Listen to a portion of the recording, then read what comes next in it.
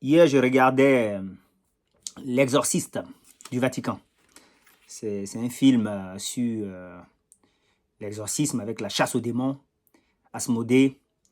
Et selon la description du film, hein, c'est inspiré d'une histoire vraie, Et ça m'a rappelé un autre film, L'Exorciste, qui était aussi assez impressionnant.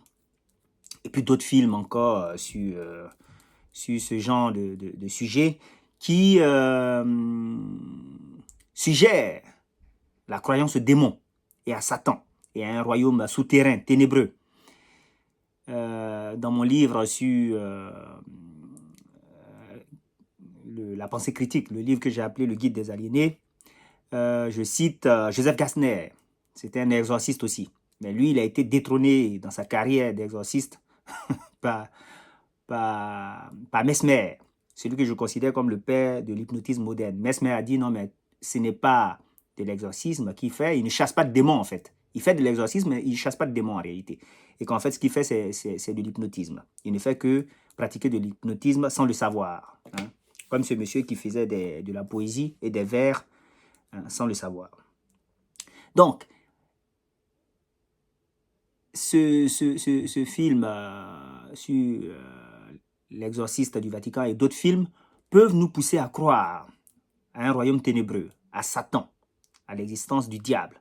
Mais il ne faut pas se laisser impressionner et il ne faut pas que la peur obscurcisse la logique et le bon sens. Hein. Dans la Bible, on dit qu'il faut pas être des insensés. Hein. Il faut réfléchir. Il faut réfléchir.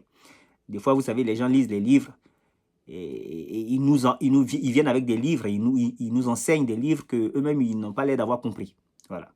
Sans prétendre avoir compris moi-même le livre, qui est quand même assez volumineux, assez complexe, il y a quand même des références qui sont claires.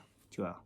Déjà, même sans même d'abord rentrer dans le livre, de façon logique. Si on est dans un pays, vous comprenez que on ne peut pas avoir deux pouvoirs. Dans un pays, on ne peut pas avoir deux présidents, par exemple. Dans une république présidentielle, on ne peut pas avoir deux présidents. Il faut qu'un s'impose. Sinon, c'est la rébellion et le chaos. Jusqu'à ce qu'un soumette l'autre.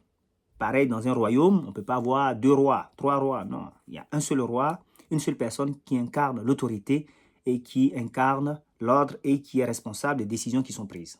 Mais c'est pareil dans l'univers. Hein, d'ailleurs, le mot univers signifie quelque chose qui est uni, qui a une certaine unicité, qui fait sens, tu vois, qui fait ordre. Sinon, c'est le chaos.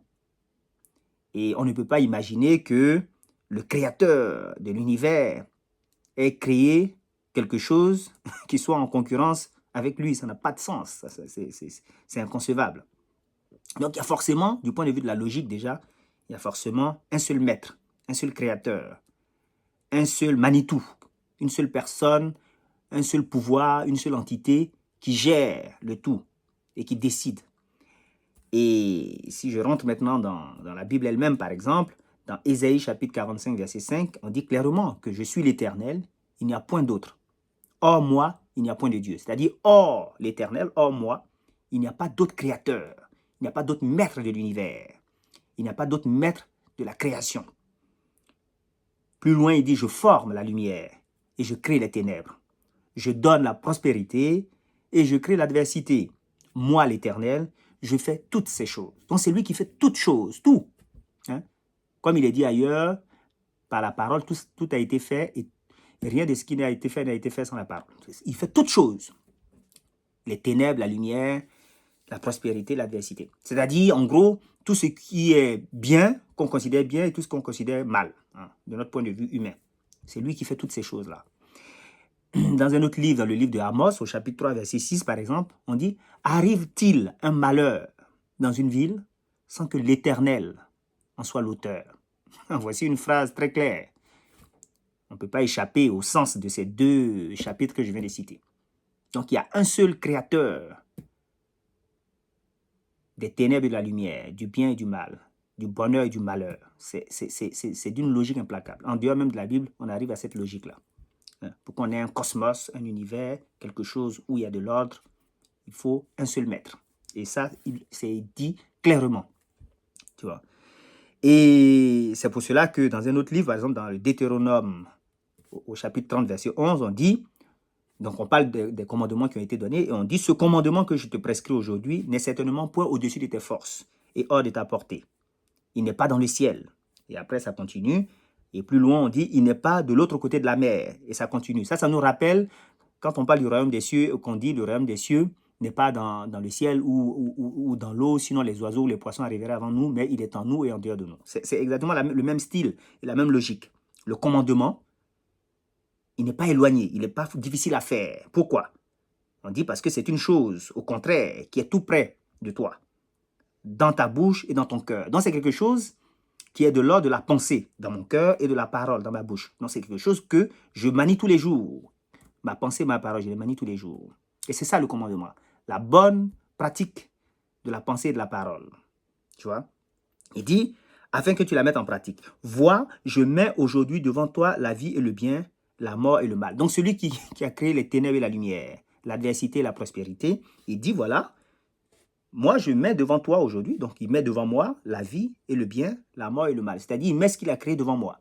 Et maintenant, à moi de choisir, avec mon libre arbitre, je peux choisir, par l'utilisation que je fais de ma pensée et de ma parole, je peux choisir la vie et le bien. Je peux choisir la mort et le mal.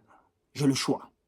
Dans ce qu'il a créé, dans le bien et le mal qu'il a créé, dans le malheur et le bonheur qu'il a créé, dans la prospérité et l'adversité qu'il a créé, je peux choisir. Par l'usage que je fais de ma pensée et de ma parole, je fais le choix. Et c'est pour ça qu'il est dit, par exemple, dans Jacques chapitre 1, verset 13, que lorsque je suis tenté, il ne faut pas que je dise que c'est Dieu qui me tente. Il ne faut pas que je dise non plus que c'est le diable qui me tente. Ça n'a pas de sens. Je suis tenté par mes propres convoitises. Je suis tenté par ce que je me dis en moi-même, par mes pensées. Voilà. Donc, en gros, on me rend responsable de ce qui m'arrive. Ça peut être difficile à accepter, mais c'est ce qui est clairement insinué ici. Très clairement. Donc, Satan, quand on dit Satan, dans la vie de tous les jours, dans la Bible, c'est juste pour personnifier le mal. Voilà.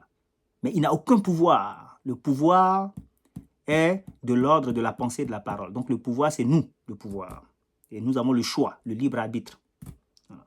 Satan ne peut pas nous faire peur parce qu'il n'est rien, il n'existe pas. Donc, il faut arrêter de se faire peur, il faut arrêter de nous faire peur avec cette idée-là qu'il existerait un royaume ténébreux caché quelque part. Non, c'est clairement dit dans le livre. Voilà. Dieu a créé les ténèbres et la lumière, le bien et le mal, la prospérité et l'adversité. Et on nous demande de choisir entre les deux par le bon usage que nous faisons de notre pensée et de notre parole. Pensée et parole qui sont les deux faces de la même médaille. Et nous savons que c'est la parole qui crée. Voilà. Donc, selon comment on l'utilise, on crée le bien ou le mal. Et Satan n'est rien d'autre que de l'ordre de la chimère.